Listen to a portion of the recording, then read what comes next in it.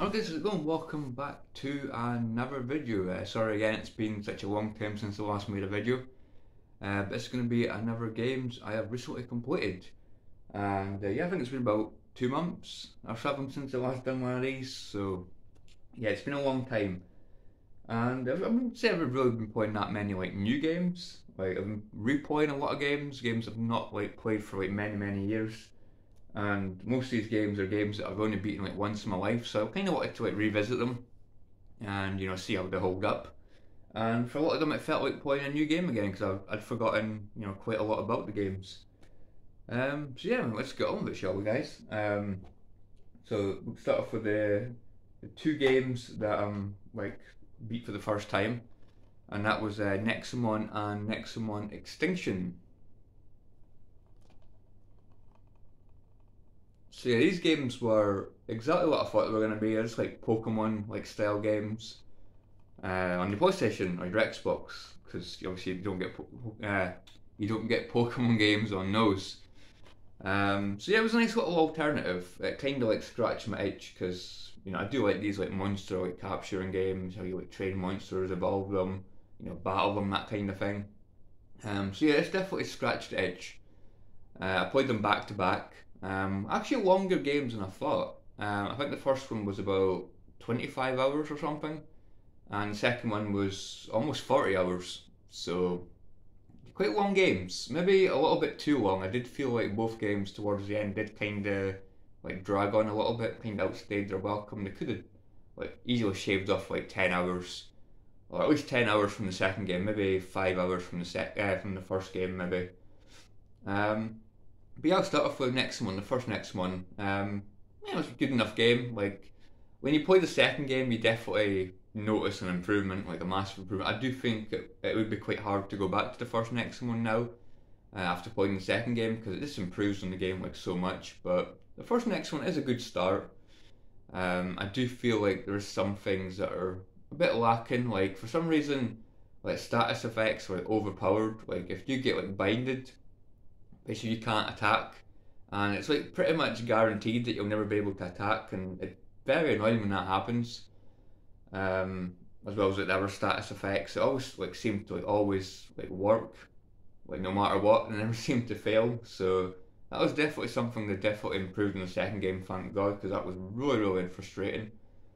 But yeah, as the first game's quite basic enough. Like you level up, you actually level up really quick in the first game, and you also I didn't really think I needed like that many items in the first game because when you level up, you basically get like your HP and your MP like fully like maxed again. So yeah, that was a little bit of an exploit. But they definitely took that away in the second game.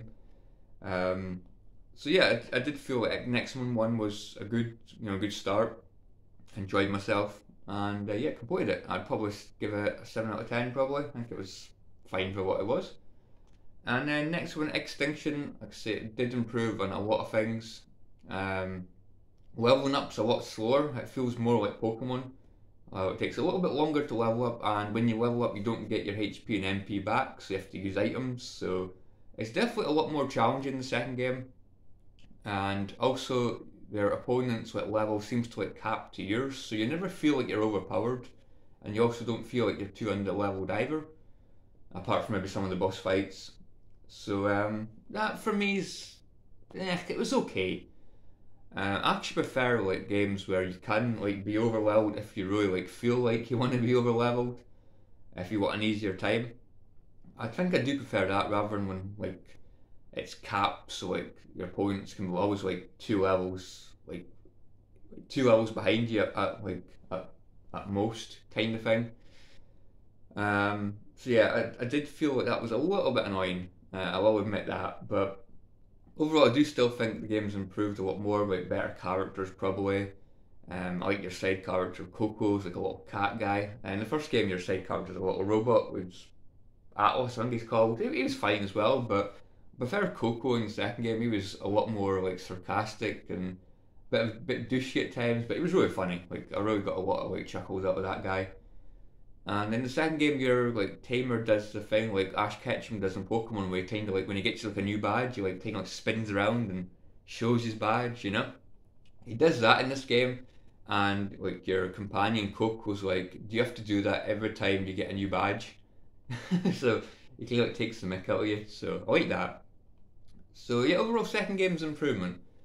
I think both games are solid, like 7 out of 10s. Even though I do feel like Extinction is better. I don't think they go above a 7 out of 10, like personally, but I would probably say Next One 1's a low 7, where Next One Extinction is probably like a higher 7, but not quite an 8.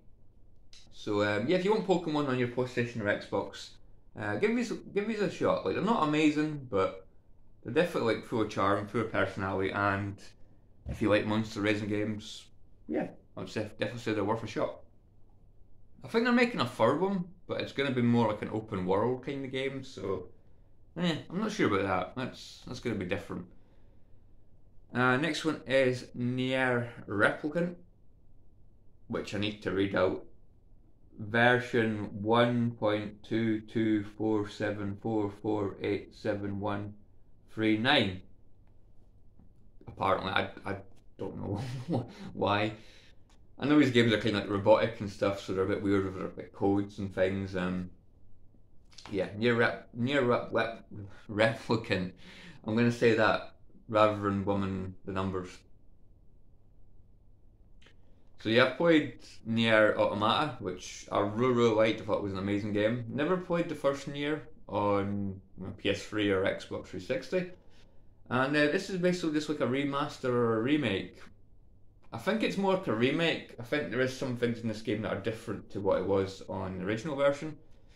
Again, I haven't looked like too much into it. I'm just going by what people have said. For me, this was like a really like slow starting game. I actually thought at the beginning I wasn't really going to get into this game too much. The beginning did feel like a lot of like fetch quests, like go here and get this and go there and do that and just going back and forward, back and forward. It was a very slow starting game, but as the game goes on, you do still get fetch quests and stuff, but as it goes on, it does get a little bit more interesting, like better variety of locations and like monsters to fight. And yeah, some really cool parts. Like, I like the part when you're in like a haunted mansion. That was like easily my favourite part of this game. If anyone's played this game, you know the haunted mansion or the haunted manor was so damn good, and the music to accompany that was really awesome. Really creepy environment. Has spiders in it as well. Of course, it had spiders, which just adds to the creepiness, you know. So yeah, I do like your main characters in this game as well. Nothing compares to like 2B and the 9S, whatever you call them, from the Nier Automata. I do feel like those are like better characters. But I do like the characters in this game. I do think they're like pretty good, pretty interesting. I don't know how long this game was. Maybe 20 hours maybe for the main story. I did do a lot of side content, so maybe I boosted it up to like 26, maybe 27 hours. Again, the side missions are okay, but a lot of them again are just like fetch quests, which I'm not that into fetch quests. I do think they do get quite boring, in my opinion. But yeah, I do still like this. I beat it, and I know you can like go back and like redo it again to like get different endings and things, which I probably will do at some point. I really just need like a little bit of a break from this. I beat this about a month ago. Probably soon I'll go back and see if I can get the other endings, because that's a good thing about these games. You can go back and like redo like the later missions in the game, and you get like different like perspectives from like different characters and things. So yeah, I'm looking forward to see where to go with that. So again, I'd probably give it another like 7 out of 10, whereas Nier Automata I think was like an 8 out of 10 for me. But yeah, good games. I wonder if they'll make another Nier. I don't know if it's like been confirmed or anything, but yeah, it feels like quite a while since Nier Automata and that came out. So yeah, when did this come out? Because this came out obviously after Automata. 2021. Yeah, I think we'll do another Nier game, which you won't be getting because on PS5 probably, and I've still not got a PS5. So yeah, that's it for the games I've played through like for the first time. I'm still playing through Blooming Tales of Vesperia, which I'm about 65 hours into that game. That game just feels like it never ends. I'm just really looking forward to ending that game because I'm getting a little bit bored of it. If I'm being honest, it's way too long. I'm just very bored. I think Tales of Arise and that were like 40, 50 hour long games, and yeah, Vesperia's like almost, I'm almost 70 hours in, and it is dragging a lot. So these games are replays. The first one is Tomb Raider the Definitive Edition. I don't know why, I just kind of like fancied like playing through one of these like new Tomb Raider games again, and I went with this one, which I've beaten twice before in the past, once on the PS3 and once on this. So this is my third time playing through the game. I played it on hard mode because it's a modern like action game. They're usually not that challenging compared to like older games, and yeah, like some sections were quite challenging, but overall it's not too difficult and hard in my opinion. So yeah, I do love the gameplay in these games. They're really good. Obviously, good to look at visually. Great environments. Like the weather effects and that are really good. Character models look good. Voice acting's good. Gameplay is very fun. This game, for me, the thing that lets this game down for me is the characters and story. I don't think the characters and story are that like amazing in this game. Just as well, like, the gameplay is really good because I just feel like a lot of the characters are just quite bland and they're just there to be there, kind of thing, just to add to some kind of story. Really, the only characters I like were Lara, Grim, and Ruff. Yeah, they're the only characters I liked. Grim because he's Scottish and he's a badass, and Ruff again, a badass character, very likable as well. And Lara, I like Lara as well. I just think I prefer her personality in like the older games, like Tomb Raider Legend, and I just think she had more.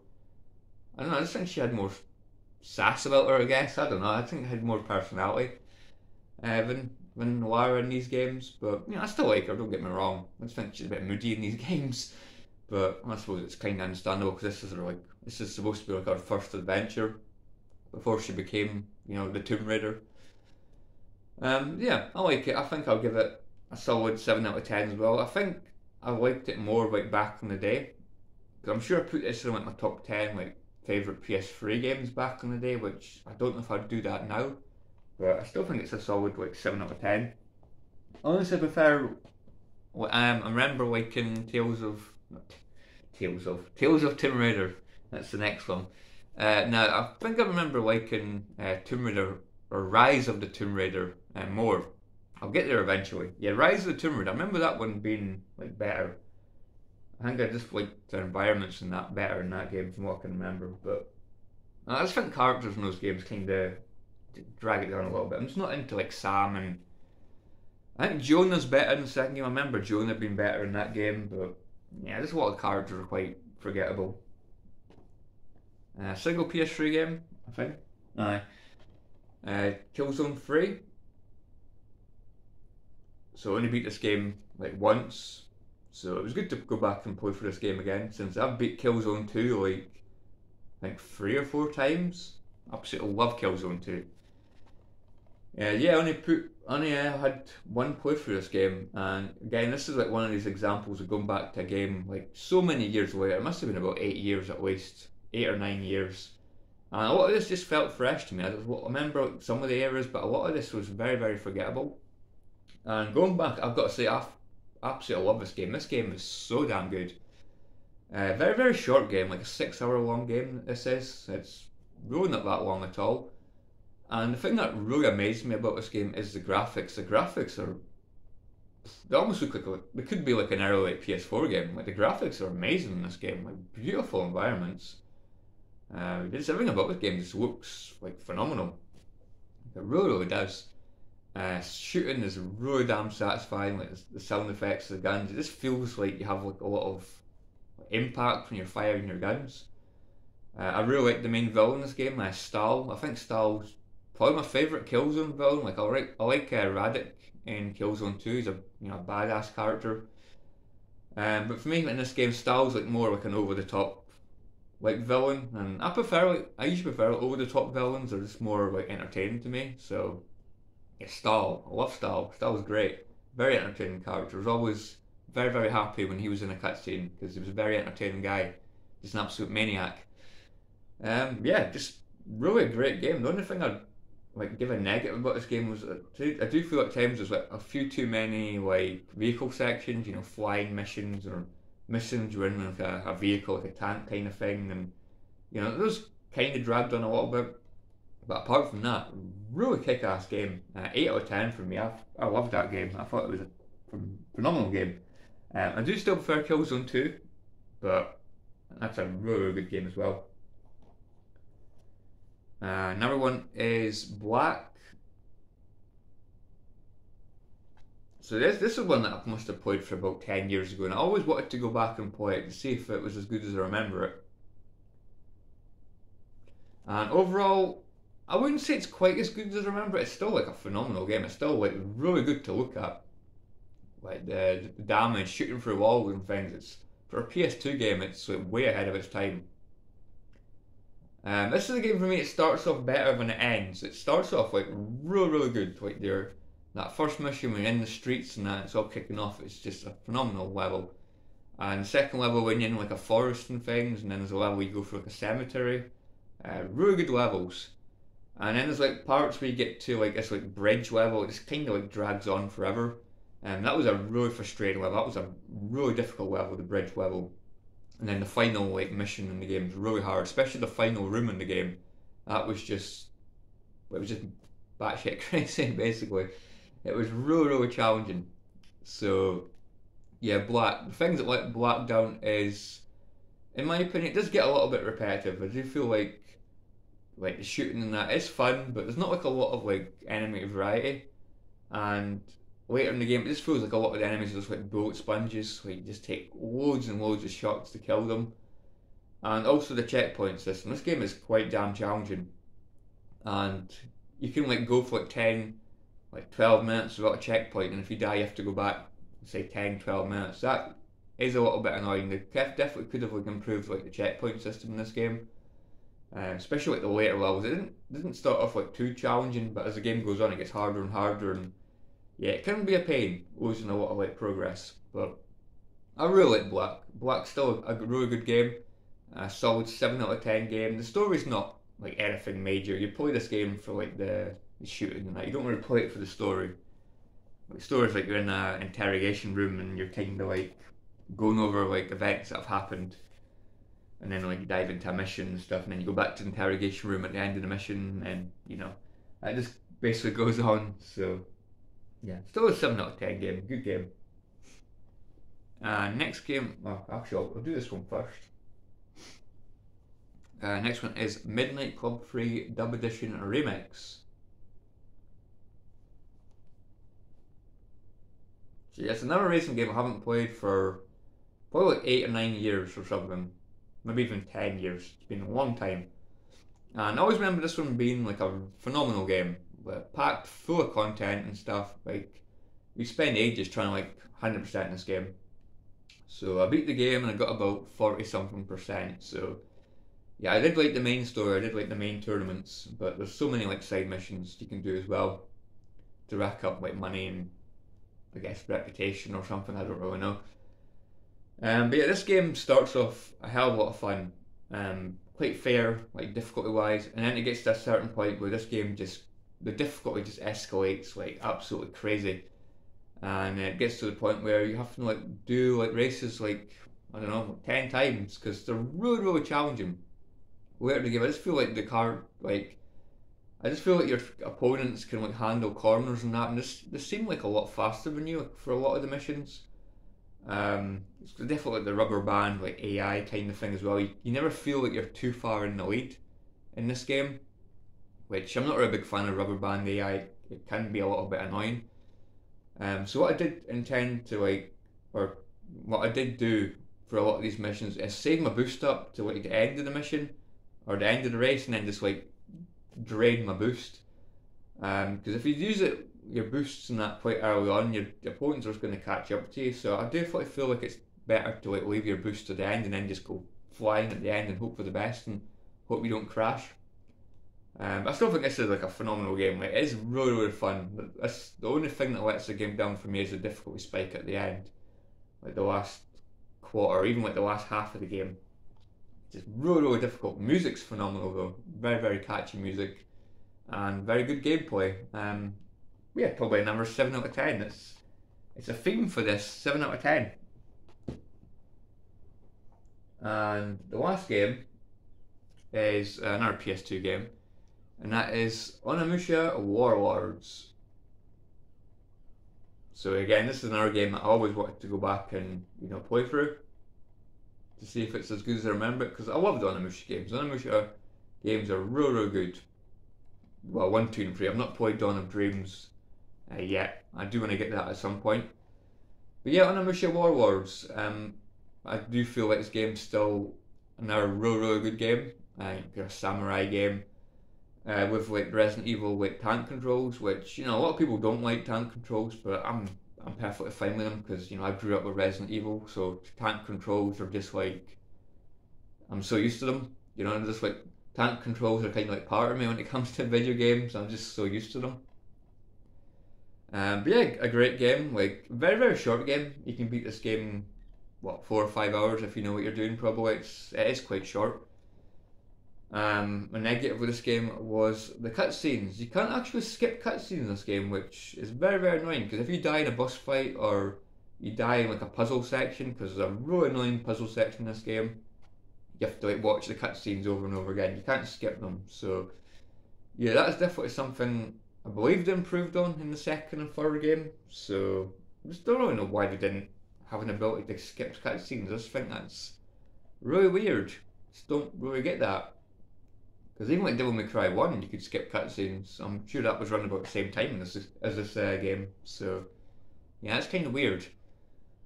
But yeah, I still like it. I like the characters. Semonosuke is a really badass character. And I also like Kyoto. Is it Kyoto? Yeah, she's likable as well. And yeah, the cutscenes are enjoyable. And like some good locations, good music. The music's very good in this game. Very like epic stuff. I really hate that puzzle section in the game because I died twice and I had to watch multiple cutscenes again. So yeah, that was quite annoying. Oh dear. That did not just happen. Where's editing when you need it? That actually looks too high now. What the hell? I can't believe that. This video's went on for 22 minutes and then suddenly it decides to do that. Weird. Anyway, where was I? Yeah, Onimusha Warlords. Like the final fight as well, absolute like badass fight. The guy just takes like an absolute beating. The final boss. So yeah, just as well, like you save up your like medicines and that for the final boss, because yeah, he takes a beat. He's not really like too challenging once you get to know like his attack pattern. He absolutely destroyed me the first time with his flamethrower, just spammed me with that, and I couldn't get out of it. But yeah, apart from that, it's not really that challenging. It just takes a hell of a lot of damage.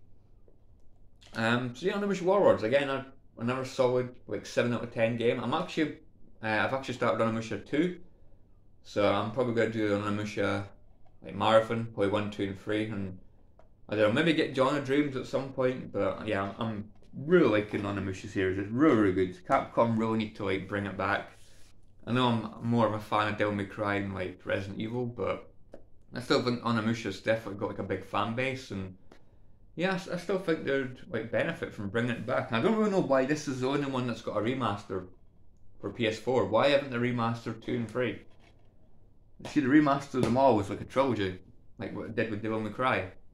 Really strange. I don't really know why they haven't done that. But anyway guys, yeah, that is it for this video. Hope you guys have enjoyed this. I've been playing other games as well, but just like on and off. And like some games I'm currently playing through, but I'll leave that for the next video. This video will just go on forever.